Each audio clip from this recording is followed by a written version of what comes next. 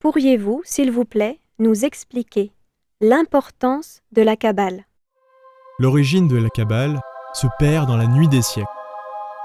Là où l'univers fut conçu, dans le ventre de Maha Kundalini, la grande mère.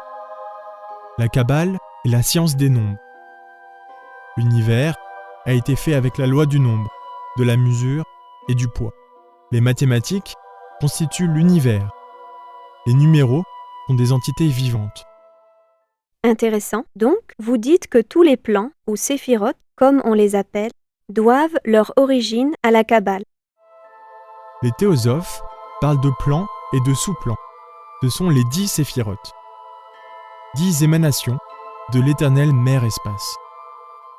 Indubitablement, le terme « plan » nous paraît, certes, un peu confus. Il suggère l'idée erronée de surface sur surface, à la façon d'un escalier. Nous préférons parler de régions ou de mondes situés dans les différentes dimensions de la nature et du cosmos. D'accord. Donc, la création de l'univers, ayant pour résultat plusieurs mondes ou régions que vous décrivez, peut s'expliquer par la Kabbale. Absolument. Le monde physique, tridimensionnel d'Euclide, n'est pas tout. Au-dessus et en dessous, il existe d'autres régions de l'univers. Dans le monde physique, il y a de multiples phénomènes de type mécanique, bioélectrique, physiologique, métabolique, catalytique, chimique, etc. Sans aucun doute, ils ont tous une base, un fondement. Il serait complètement absurde, par exemple, de supposer qu'un organisme vivant, formé exclusivement de molécules physico-chimiques, ait les capacités de parler, de penser, de sentir et d'agir. Si c'était possible, nous serions capables de fabriquer des organismes similaires. Jusqu'à présent, nous n'avons pas encore rencontré un Frankenstein qui puisse imiter un être humain. Tout cela nous invite à comprendre que le monde physique tridimensionnel d'Euclide n'est pas tout. C'est vrai. Alors, quel est le fondement de ce monde physique? Si nous examinons n'importe quel organisme, nous voyons qu'il a différents processus d'assimilation, d'élimination, de reproduction, de perception, de sensation, etc. Évidemment, cela signifie qu'au-delà des molécules chimiques, il existe des structures et des fondements inconnus de la science officielle. Incontestablement, nous savons que tous les phénomènes physico-chimiques sont soutenus par le corps vital de la planète Terre. C'est le monde éthérique ou vital. Les anges de la vie travaillent dans le monde éthérique. Ils ont la grandiose mission de doter d'un corps vital tout être humain qui retourne. Les personnes qui pensent que le paradis terrestre est situé dans un certain endroit sur la Terre se trompent. L'explication donnée par la Bible à ce sujet est tout à fait symbolique. Le paradis terrestre est le corps vital de la planète Terre. C'est la partie supérieure de ce monde tridimensionnel d'Euclide. Il y a des races paradisiaques, des races humaines qui vivent dans la 4e verticale. Elles vivent à côté de nous, mais elles sont invisibles pour nous. Ces races humaines ne sont pas sorties du paradis, et elles sont joyeuses et heureuses, des gens de chair et d'os, qui n'ont pas encore mangé du célèbre fruit. Des gens qui ont su obéir à ce commandement. Ne mangez pas du fruit de cet arbre, ou vous mourrez. C'est très intéressant. Qu'existe-t-il au-delà du monde vital? Le monde astral est au-delà du monde vital. C'est l'Inri des chrétiens, le tarot des bohémiens. Le monde astral est merveilleux. C'est le monde de la couleur. Le monde astral a des régions extraordinairement sublimes et d'autres malheureusement infernales. La première est appelée astral supérieur et l'autre s'appelle, selon les hindous, Kamaloka inférieur, astral inférieur. Là vivent les colonnes d'anges et de démons qui se combattent mutuellement. Dans le monde astral, nous rencontrons l'âme des morts, des défunts. Bien au-delà du monde astral, nous avons le monde mental, le monde du mental cosmique. Dans les régions inférieures du monde mental, il y a de la douleur, et dans les régions supérieures du monde mental, il y a de la félicité. Dans le monde mental, nous rencontrons aussi beaucoup de devas ou dieux qui travaillent pour le bien de l'humanité. Au-delà du monde du mental, se trouve le monde causal. Ce monde est d'une couleur bleue électrique intense, profonde, extraordinaire. Le monde causal pourrait être décrit comme un monde de vagues d'actions et de conséquences. Là, les principautés manient le karma avec une grande sagesse. Celui qui arrive dans cette région doit apprendre les notions fondamentales de la musique, parce que celle-ci est le verbe. Et maintenant, laissons cette région et entrons dans le monde bouddhique ou intuitionnel. Il comprend tout le système solaire et bien plus. L'intuition nous permet d'acquérir dans cette région la connaissance transcendantale, divine. Au-delà de tout cela, finalement, se trouve Atman, l'ineffable. Le monde d'Atman est à l'évidence d'une beauté extraordinaire.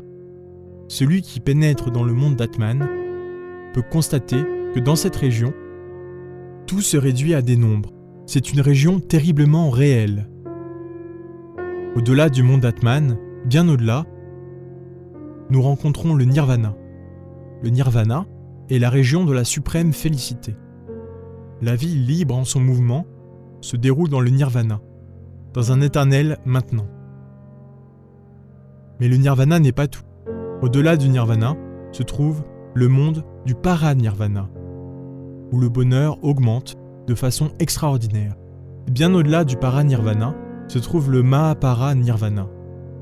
Et au-delà, enfin, nous entrons dans le monde monadique. Qu'est-ce que le monde monadique ? Le monde du troisième logos.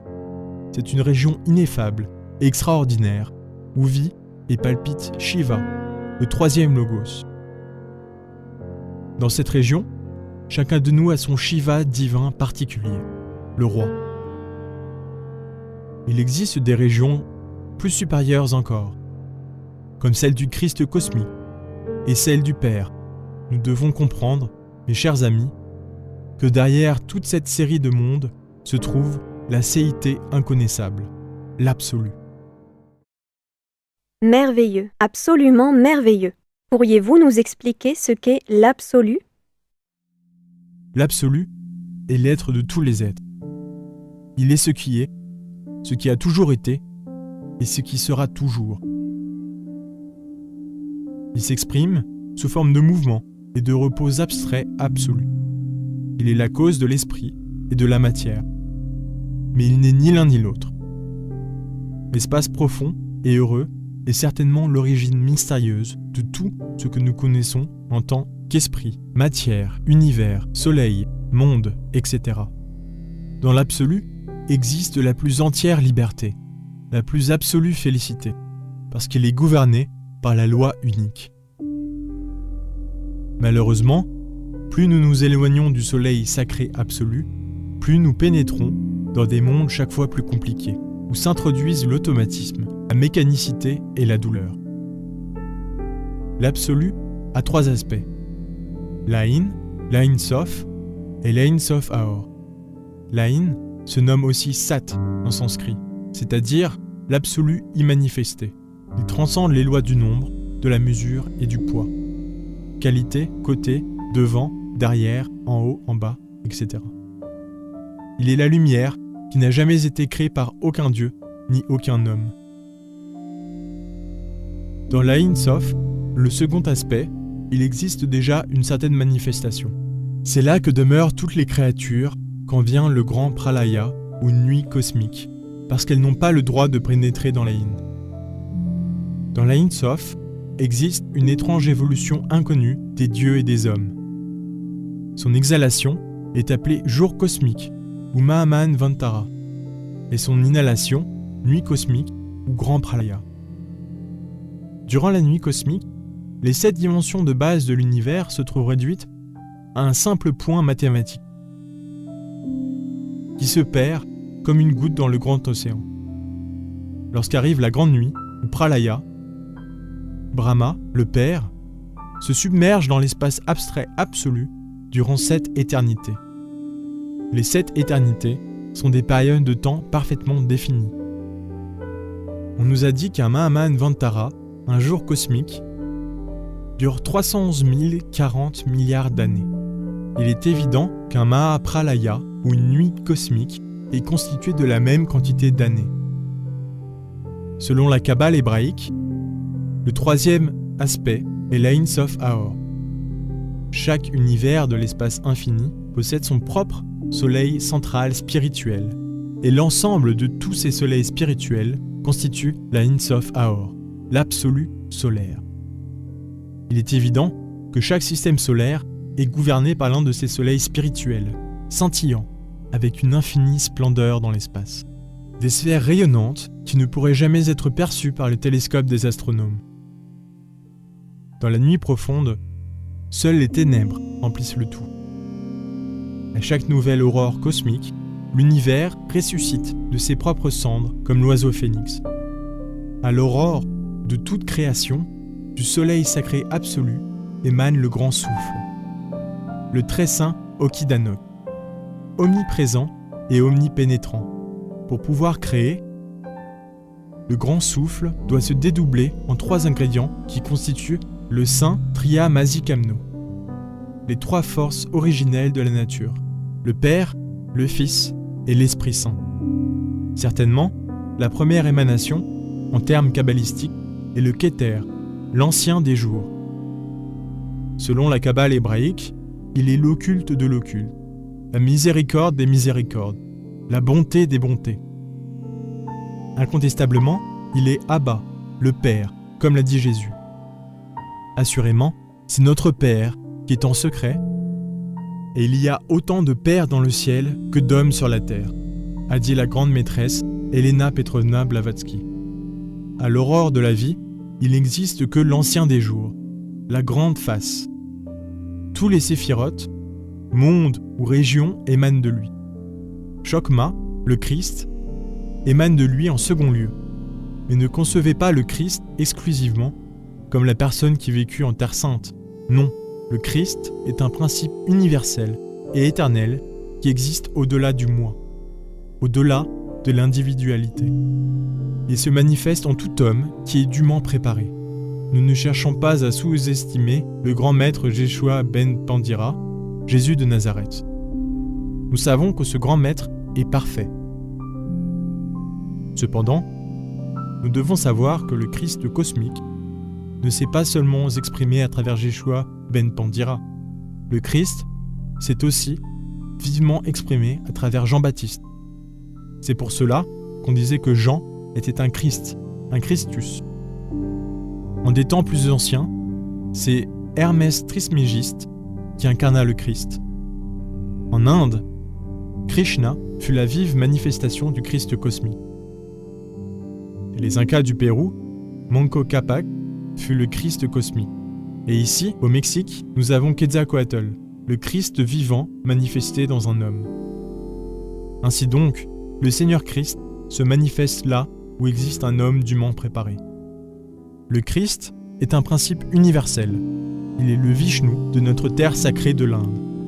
Il est l'Osiris des Égyptiens, le dieu soleil des peuples anciens, l'Ahura Mazda de Zarathustra, etc. La région du Christ est l'unité. Dans cette région, nous sommes tous un. Là-bas, la diversité est unité. La troisième émanation est Bina, l'Esprit Saint. Dans la région de Bina, nous rencontrons donc le troisième Logos, le Shiva particulier de chacun de nous, notre authentique être réel. Il se dédouble lui-même en la divine mère Kundalini. Dans sa forme masculine, il est Shiva, et dans sa forme féminine, il est Durga ou Kali, la Shakti potentielle de l'univers. Et chacun de nous a son Shiva particulier, et sa Shakti, ou mère divine spéciale, individuelle. Keter, Chokma et Bina, la couronne de la vie, le resplendissant dragon de sagesse, émanent de l'Ain Sof, l'atome supradivin. Quand viendra la grande nuit cosmique, le resplendissant dragon de sagesse s'absorbera dans l'Ain Sof. Voilà la Trinité qui s'absorbe dans l'unité. Voilà le Saint 4, le tétragrammaton des kabbalistes. C'est très intéressant. Pourriez-vous nous en dire davantage sur les autres émanations séphirotiques au-delà de la couronne? De la couronne séphirotique émane Shezed, la région d'Atman, l'ineffable. L'intime est martien, guerrier, lutteur.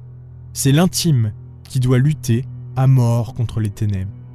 C'est lui qui doit lutter durement pour sa propre autoréalisation intime. Nous trouvons un autre dédoublement d'Atman dans le monde bouddhique ou intuitionnel. Pour nous, les hommes, c'est un grand bonheur de rencontrer là, par exemple, notre Valkyrie, l'âme féminine, divine. Il en est de même pour les femmes. Là, elles peuvent rencontrer leur bien-aimé, le divin prince charmant des 1001 nuits. C'est donc ici que nous rencontrons notre âme spirituelle Gebura. Dans Gebura, nous trouvons la rigueur de la loi. Les maîtres du karma s'appuient sur la conscience pour juger dans le tribunal du karma.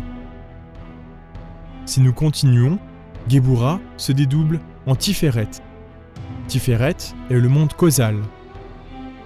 Il a été dit très clairement que dans Tiferet, nous éliminons jusqu'aux derniers éléments du moi, puisque nous détruisons les causes mêmes de l'ego. Seul l'homme véritable, l'homme causal, possède une âme humaine, appelée aussi le corps de la volonté consciente. Lorsqu'on crée ce corps, évidemment, on n'est plus esclave des circonstances. On devient maître et seigneur de la nature. On devient un deux fois né, un homme véritable. Plus tard, Tiferet se dédouble en Netza, le monde du mental. Le mental est mercurien, car Mercure donne la sagesse aux hommes, avec le verbe, etc. Mais c'est un travail difficile à accomplir en Netza. Nous devons éliminer de notre entendement toute particule indigne, tout élément inhumain, toute perversion. Comment le feu de l'esprit pourrait-il briller à l'intérieur de nous, si le mental est plein de poussière cosmique? Dans le monde de Netza, nous comprenons combien nous devons travailler pour pouvoir arriver véritablement à l'illumination. On appelle Netza le monde de la victoire. Pourquoi ? Parce que chacun doit triompher et se libérer du mental. Remporter la victoire. C'est le plus difficile, parce que le mental est vraiment pervers et dangereux. Celui qui réussit à se libérer du mental est un vainqueur, c'est un Bouddha. Netza, à son tour, se dédouble en le monde de Hod des kabbalistes, le monde astral. L'astral est gouverné par la lune. Le plan astral est réellement le plan de la magie pratique. Dans la région supérieure, nous rencontrons beaucoup de Mahatmas, beaucoup d'anges splendides et heureux. Dans la partie inférieure, nous pouvons rencontrer tous les temples de magie noire, les âmes en peine, les créatures qui souffrent. Un dédoublement ultérieur nous amène à Yesod, le monde éthérique, où se trouve le dépôt des forces sexuelles universelles.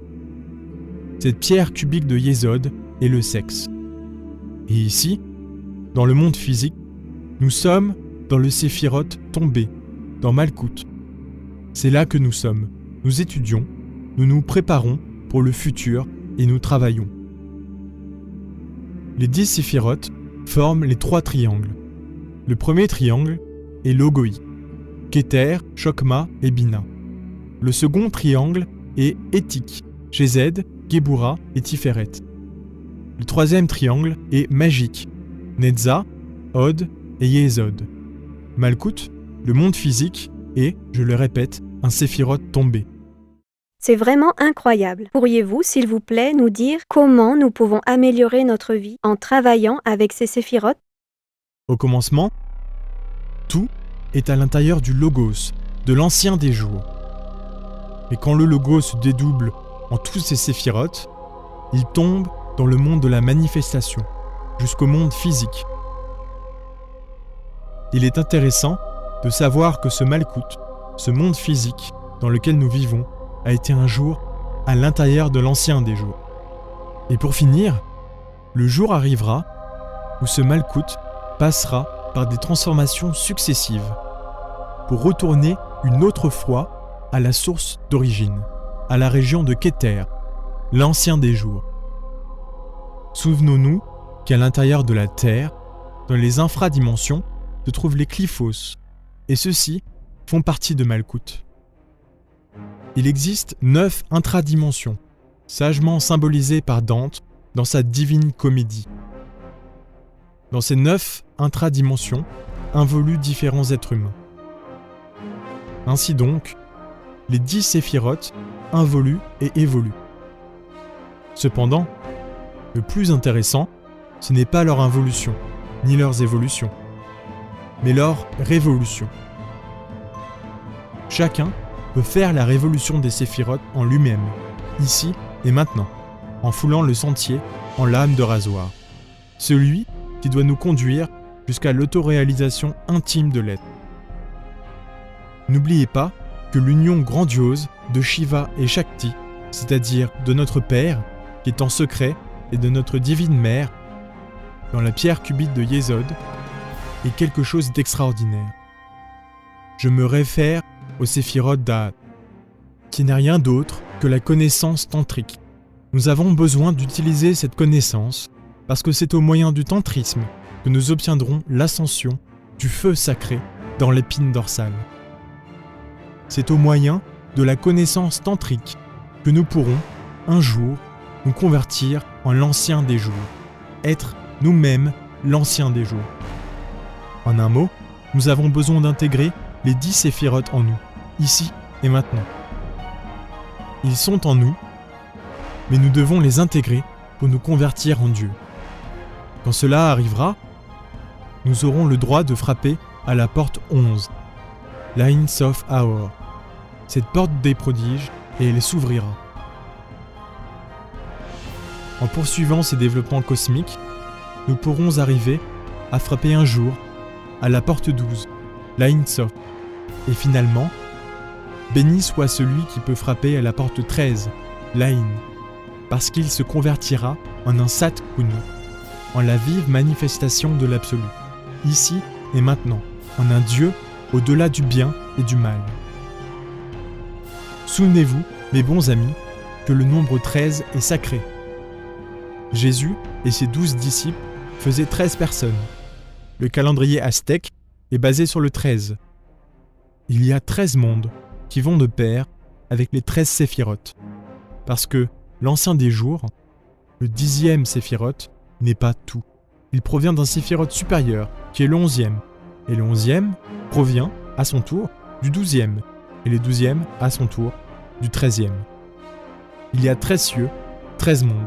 Ainsi, mes chers frères, auto-réalisez en nous tous les séphirotes de la Kabbale est vital si nous voulons nous convertir en Dieu.